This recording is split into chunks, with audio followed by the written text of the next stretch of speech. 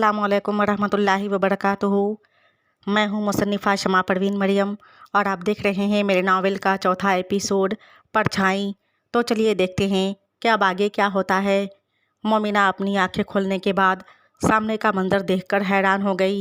ऐसा अजूबा और बेशकीमत खूबसूरत महल उस सुनसान जंगल में न जाने कहाँ और कैसे आ गया। उसने पलटकर उस शख्स को देखा और बोली, ये सब क्या है? ये सब तो जादुई और तिलिस्मी दुनिया में हुआ करती हैं। ये मैं कहाँ आ गई हूँ? उस शख्स ने कहा, डरो नहीं, हम और यहाँ के सभी लोग बहुत ही मुखलिस हैं। तुम्हारा बहुत अच्छे से ख्याल रखा जाएगा। और वो मोमिना को और उसकी बेटियों को लेकर अपने आलीशान महल में दाखिल हो गया। उस शख्स ने अब तक मोमिना को अपना नाम नहीं बताया था और ना ही मोमिना का नाम उसे पता था। उस शख्स के साथियों ने उससे पूछा, ए दुर्वेश शहंशाह, ये खातून कौन है और ये दोनों बच्चियाँ कौन हैं ये लोग? उस दुर्वेश शहंशाह ने कहा, ये लोग हमारे महल के ख़ास मेहमान हैं और आज से अब ये लोग यहीं रहेंगी। तभी एक मामूली सी अच्छे लिबास में खुद को ढांपे हुए एक औरत आई। मोमिना ने उस औरत को देखकर अंदाज़ा लगाया कि यकीनन ये शहंशाह है, तो ये औरत ज़रूर इस महल की खादिमा होगी। और मोमिना का ख्याल सच साबित हुआ जब उस दुर्वेश शहंशाह ने मोमिना से कहा, तुम्हें किसी भी चीज़ की ज़रूरत होगी तो इस खादमा को आवाज़ दे देना। और खादमा को इशारा करके मोमिना को साथ ले जाने को कहा। खादिमा ने मोमिना से पूछा, आपका नाम क्या है? मोमिना ने कहा, मेरा नाम मोमिना बेगम है और ये दोनों मेरी बेटियां हैं। अभी हमने इनका नाम नहीं रखा है। उस दुर्वेश शहंशाह ने उसका नाम सुनते ही मन में सोचा कि इसका मतलब उसने हमें उस खातून का नाम बिल्कुल सही बताया था, मोमिना बेगम। और खादमा मोमिना की बात सुनकर मुस्कुराते हुए बोली, आइए मोमिना बेगम, मैं आपको आपका कमरा दिखाती हूँ। मोमिना अपने दोनों बच्चियों को दाएं और बाएं गोद में लिए उस औरत के साथ चल पड़ी। वो खादमा अच्छे अखलाक की मालूम होती थी।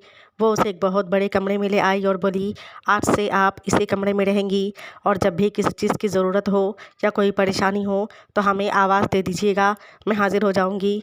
मोमिना ने उस खादमा से पूछा, आपका नाम क्या है? उस खादमा ने मुस्कुराकर जवाब दिया, मेरा नाम गुलनाज है और मैं इस महल की बहुत पुरानी खादिमा हूँ। हमारी शहंशाह बहुत अच्छे इंसान हैं, आपको यहाँ रहकर बहुत अच्छा लगेगा और मुझे भी। मोमिना उसकी बात सुनकर मुस्कुराई और बोली, मुझे भी आपसे मिलकर बहुत अच्छा लगा। उस खादिमा यानी गुलनाज ने मुस्कुराकर मोमिना का शुक्रिया अदा किया और बोली, आपकी दोनों बेटियाँ बहुत ही खूबसूरत और प्यारी हैं, ये जुड़वाँ हैं शायद। मोमिना कुछ नहीं बोली और सिर्फ मुस्कुरा कर रह गई। तभी किसी खादिम ने गुलनाज को आवाज़ दिया और वो मोमिना को ये कहकर चली गई कि ज़रूरत पड़ने पर मुझे आवाज़ दे दीजिएगा। और मोमिना ने उसके जाने के बाद कमरे का दरवाज़ा बंद कर दिया और दोनों बच्चियों को एक पलंग पर सुला दिया और खुद किनारे बैठकर सोचने लगी कि पता नहीं वहाँ आसिया बेगम के साथ क्या हुआ होगा। शाम ढल रही थी। मोमिना वैसे भी थक चुकी थी। बिस्तर पर पड़ते ही वो नींद की वादियों में चली गई। पायल की झनकार, लंबे खूबसूरत बाल, खूबसूरत सरापा, फिर भी वो अजनबी लड़की की परछाई देखकर वो ख्वाब में भी अभी डर रही थी, क्योंकि उस लड़के का चेहरा धुंधला था और आंखें नशीली और देखने में ख़तरनाक। उस लड़के की परछाई में एक अजीब सी कशिश थी। मोमिना उस परछाई के पीछे पीछे चल रही थी, यहाँ तक कि एक दीवार नज़र आई और वो लड़की उस दीवार के करीब जाकर बोली, यही मेरा आशियाना है, मैं यहीं रहती हूँ और तुम भी चलो हमारे साथ। उस परछाई ने मोमिना का हाथ ज़ोर से पकड़ लिया और बोली, एक न एक दिन मैं सामने ज़रूर आऊँगी। और वो ज़ोर ज़ोर से हंस रही थी। मोमिना ने हाथ छुड़ाने की बहुत कोशिश की, लेकिन उस परछाई की ताकत बहुत ज़्यादा मालूम होती थी। मोमिना ने एक ज़ोर की चीख मारी और उसकी आँख खुल गई और उसने अल्लाह का शुक्र अदा किया कि शुक्र है कि वो एक ख्वाब था।